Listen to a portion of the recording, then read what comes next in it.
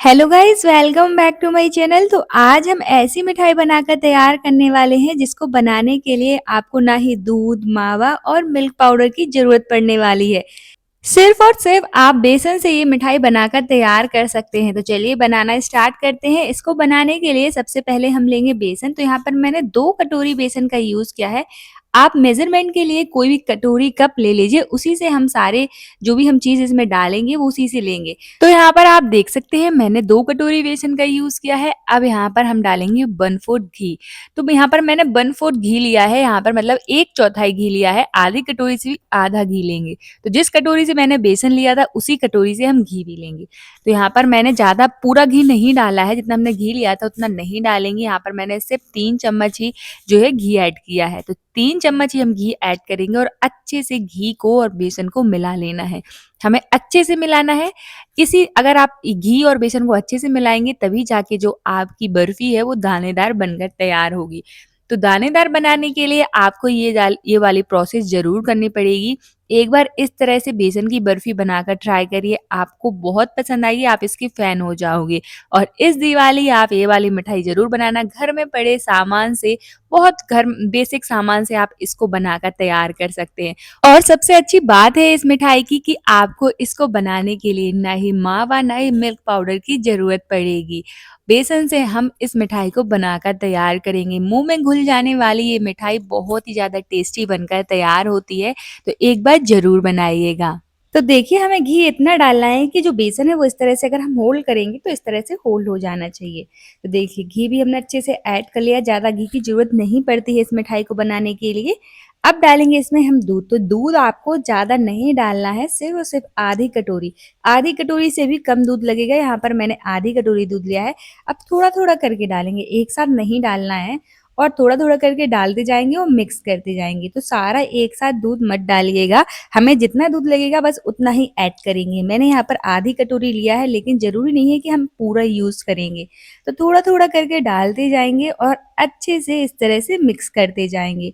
तो देखिए, इस तरह से क्या होता है, दूध डालने से क्या होगा कि जो हमारी बर्फ़ी है वो दानेदार बनने वाली है, बहुत ही ज़्यादा टेस्टी, बिल्कुल मार्केट स्टाइल में हम इसको बनाकर तैयार करेंगे, जैसे हलवाई बनाकर तैयार करते हैं। तो यहाँ पर आप देख सकते हैं कि मैंने थोड़ा-थोड़ा करके ही दूध डाला है, एक साथ दूध नहीं डाला है और अभी जो दूध है वो बच भी गया है।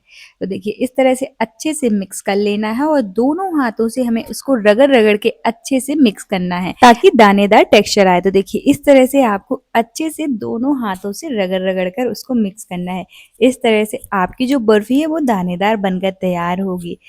तो हमें इसी तरह से 1 से 2 मिनट के लिए अच्छे से इसको मिक्स करते रहना है। इस तरह से अच्छे से दोनों हाथों से रगड़ते रहना है जब तक इसमें दानेदार टेक्सचर ना आ जाए। तो देखिए अच्छे से मैंने इस तरह से बढ़िया से मिक्स कर लिया है। अभी हमें बिल्कुल दूध नहीं डालना है, जो बच गया है दूध उसको हम नहीं डालेंगे।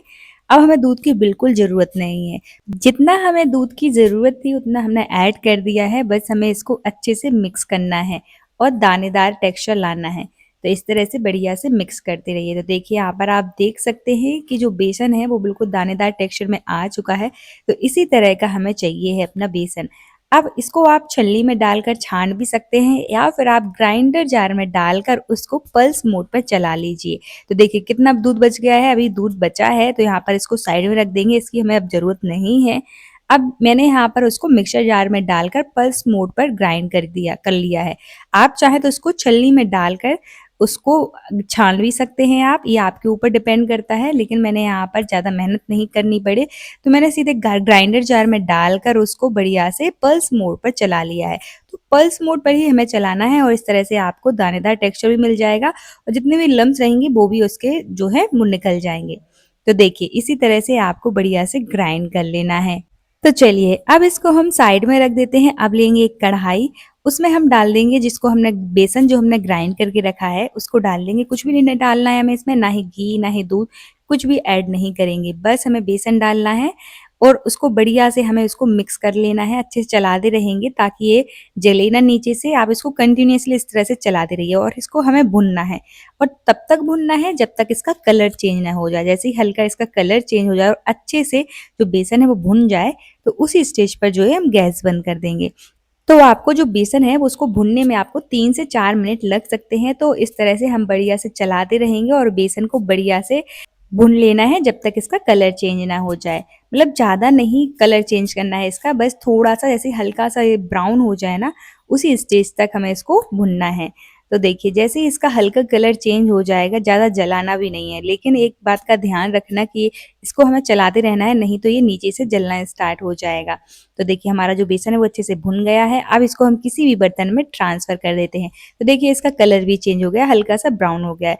तो इस स्टेज तक हमें इसको भुनना है। तो चलिए अब इसको हम साइड में रख देते हैं। हमारा बेसन बिल्कुल भुनकर तैयार है। अब हम आगे की तैयारी कर लेते हैं। अब हम कोई भी थाली, प्लेट, आप कोई भी ट्रे ले सकते हैं। उसमें हम अच्छे से घी ग्रीस कर लेंगे या फिर ऑयल ग्रीस कर लीजिए। इस तरह से ये बिल्कुल ऑप्शनल है। अब तक जब हम अपने इसमें बैटर डालेंगे तो ये चिपकेगा नहीं, तो इसको हम ये सारी तैयारी पहले से ही कर लेंगे।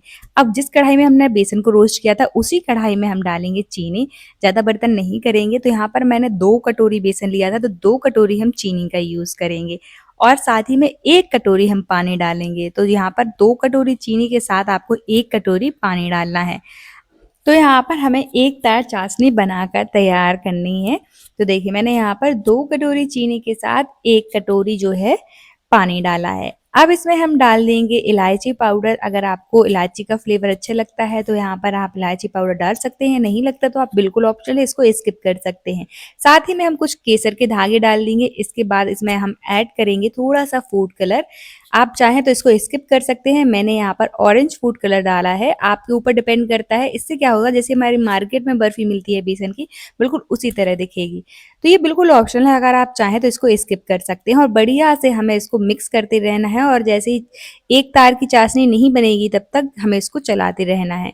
तो एक तार की हमें चाशनी चाहिए है। तो इस तरह से बढ़िया से मिक्स करते रहेंगे और एक तार की चाशनी बनाकर तैयार कर लेंगे। तो बीच-बीच में हम चेक भी करते रहेंगे। तो एक बार हम चेक कर लेते हैं इसको कि हमारी जो चाशनी है एक तार की बनकर तैयार हुई है कि नहीं।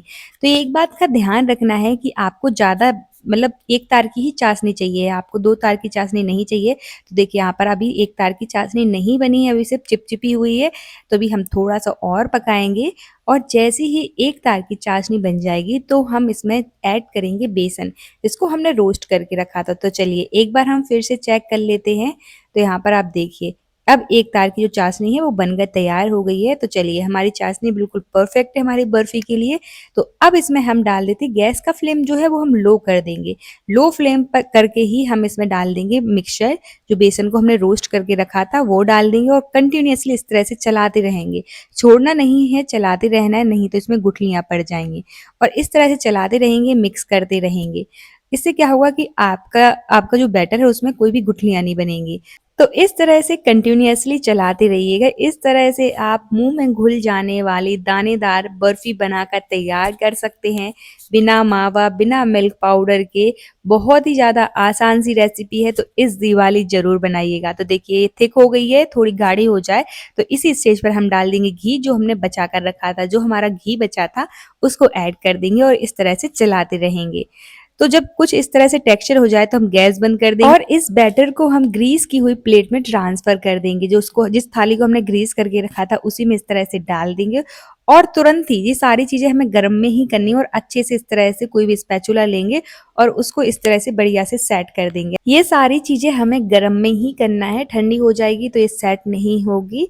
तो इस तरह से गर्म में ही ये सारी चीजें हम अच्छे से जल्दी जल्दी फटाफट ये सेट कर देंगे इस तरह से। और अच्छे से सेट होने के बाद अपने आप मन पसंदीदा ड्राई फ्रूट से उसको गार्निश कर दीजिए। अगर आपको जो भी ड्राई फ्रूट आपको पसंद है उससे आप उसको गार्निश कर सकते हैं और इस तरह से थोड़ा सा प्रेस कर दीजिए ताकि ये सेट हो जाए। और इसको हम 10 से 15 मिनट के लिए छोड़ देंगे ताकि ये अच्छे से सेट हो जाए। 10 से 15 मिनट जैसे ही ठंडी हो जाएगी ना, ये ऑटोमेटिक अच्छे से बर्फी की शेप में निकल आएगी। तो जब ये हल्की गर्म रहे ना, उसी स्टेज पर हम नाइफ की मदद से इस तरह से उसको थोड़ा सा कट कर लेंगे, क्योंकि ये ठंडी हो जाएगी तो ये कट नहीं होगी। तो आपको ये सारी चीजें जो है वो हल्की गर्म में ही करना है। तो इस तरह से आप जैसे भी उसको कट करना चाहें उसको कट कर लीजिए। तो मैंने यहाँ पर इस तरह से बढ़िया से कट लगा दिया है और इसको ठंडा होने के लिए हम छोड़ देते हैं। तो जैसे ही ठंडी हो जाएगी तो इसको हम निकाल लेंगे और जैसे बर्फी निकलती है बिल्कुल उसी तरह से सर्व कर लेंगे। तो ये बहुत ही ज़्यादा टेस्टी, मुंह में घुल जाने वाली बर्फी हमारी तैयार है।